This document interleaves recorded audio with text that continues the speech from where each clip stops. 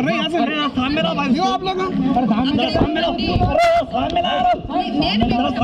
దయచేసి నేను మీకు చెప్తాను, మీరు ఫోర్స్ చేయొద్దు, మీరు అలానే పెట్టుకోండి.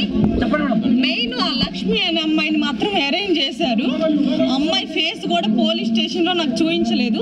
మీడియాలో అమ్మాయి గుడ్డ కట్టుకున్నది మాత్రమే నేను టీవీలో చూశాను. నేను చెప్పేది వినండి, ఈ లక్ష్మి అనే అమ్మాయిని ప్రీ ప్లాన్డ్ గా అరేంజ్ చేసేసి నా మీద కేసు పెట్టేసేసి తర్వాత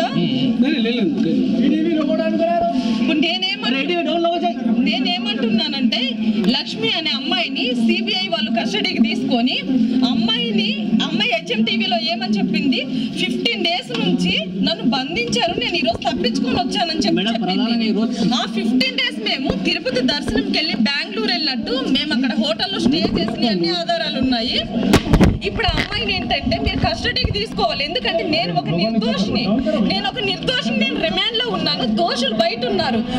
ఒక దోషి తప్పించుకోవచ్చు కానీ ఒక నిర్దోషి మాత్రం చాలా అసభ్యకరమైన చాలా ఎపిసోడ్ బయటకు వచ్చింది, దాంట్లో మీ పాత్ర ఉందా లేదా? అసభ్యకరమైన ఇవన్నీ సృష్టించారు, కానీ 2-3 పొలిటికల్ లీడర్స్ మాత్రము నన్ను చంపేస్తానని బెదిరించి నన్ను పడుకుంటూ రమ్మని అసభ్యకరంగా బిహేవ్ చేశారు.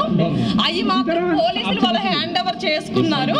చేసుకొని అందరూ రియల్ ఎస్టేట్ దందా చేస్తుంటే బంజారా హిల్స్ పోలీసులు డబ్బు దందా చేస్తూ నన్ను హరాస్మెంట్ చేస్తున్నారు.